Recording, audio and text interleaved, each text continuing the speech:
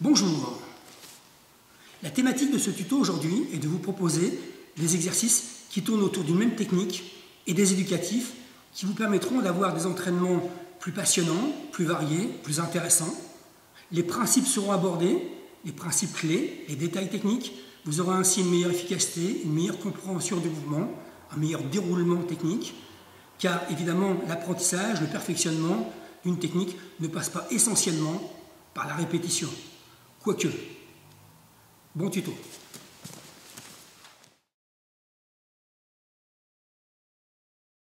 Pour tous les coups de poing, une mobilisation des épaules est très importante. Dans un premier temps, commencez progressivement, avancez l'épaule, reculez l'épaule, sollicitez vraiment les muscles profonds et l'articulation dans sa globalité. Ensuite, de haut en bas, une épaule, l'autre épaule,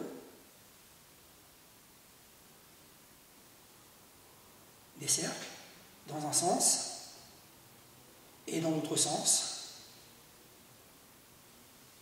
l'autre épaule dans un sens et dans l'autre sens. Ensuite, effectuez ces mêmes exercices d'une manière symétrique et asymétrique, avant, arrière. Associez bien la respiration, haut, bas, inspire en montant, expire en descendant. Des cercles, sans raideur dans le dos, ni les genoux ni les chevilles, dans l'autre sens, de manière asymétrique.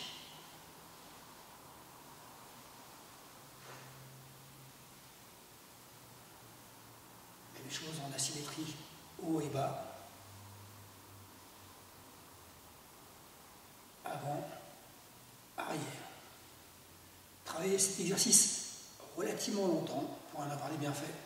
Ensuite, augmentez l'amplitude en rapprochant les coudes vers soi.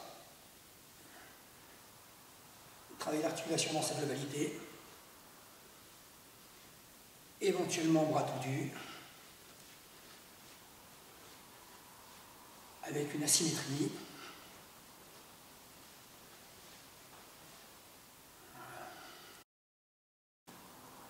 Placez un bras tendu et allongez et tirez l'épaule.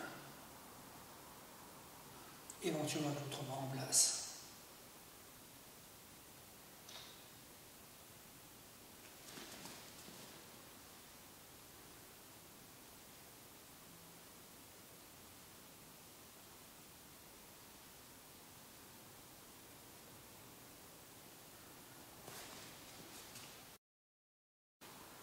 Pour éviter de sortir les coudes, placez les avant-bras face à vous, poing orienté vers vous, ensuite détendre et retour.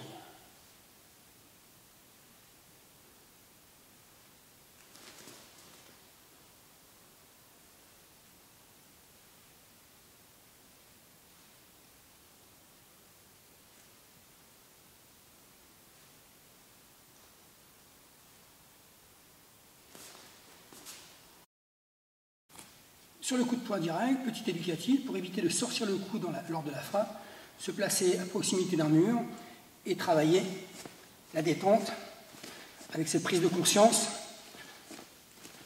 de l'alignement de la trajectoire. Avec le bras arrière, pareil.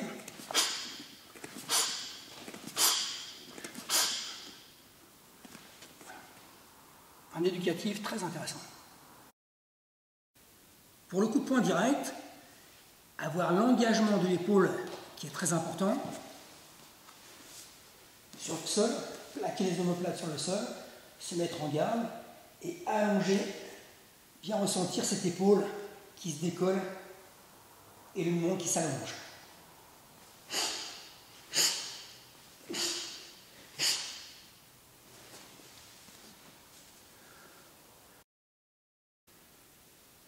Pour avoir une prise de conscience de la trajectoire, des tensions, il est très intéressant de travailler le mouvement à différentes vitesses. Lent, retour lent, lent, retour lent. Ensuite, lent, rapide.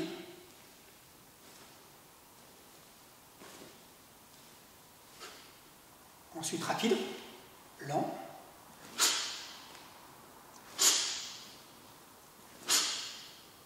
Ensuite rapide, rapide.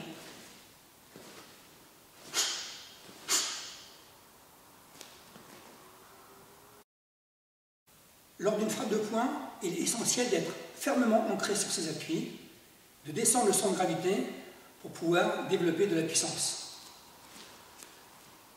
Travailler l'action de relâcher les genoux, relâcher le poids, cette prise de conscience, et ensuite l'associer à une frappe. Descendre le poids, frapper. Sans temps d'appel, bien sûr. Évitez surtout de monter quand vous frappez. C'est l'erreur caractéristique.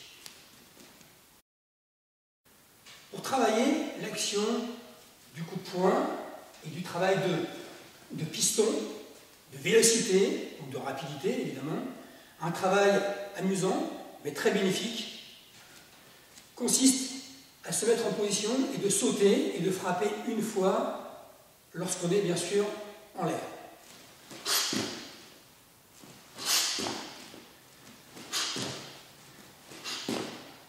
Ensuite, en progression, sauter et effectuer 2 coups de poing, évidemment, avant de poser.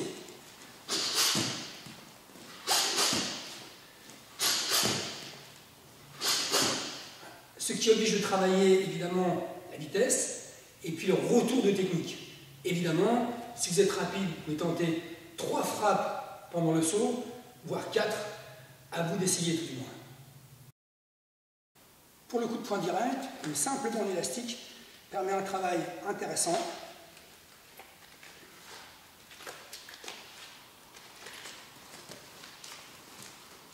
Ce qui accentue évidemment le travail de frappe et une prise de conscience du retour de technique.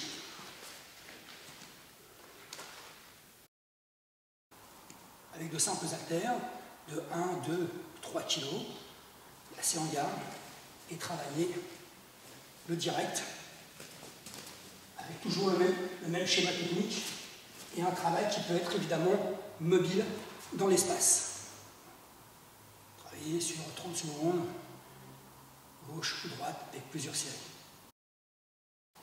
Pour terminer, travaillez la technique que vous avez choisie au club, dans votre salle ou chez vous si vous avez du matériel, sur un mannequin type bob, en se déplaçant autour, en travaillant la profondeur d'attaque, la puissance évidemment, recherche de précision, ou sur des boucliers type classique, à condition d'avoir un partenaire, un sac de frappe ou des pattes d'ours selon la technique que vous choisissez. Terminez toujours la séance par une forme un peu de combat d'échange avec une priorité faite sur la technique que vous avez travaillée lors de votre séance. À chacune de vos séances, n'oubliez pas une partie renforcement musculaire, abdominaux, cuisses, lombaires, et travail d'assouplissement pour les épaules si vous travaillez les bras, pour les cuisses, les hanches si vous travaillez les coups de pied.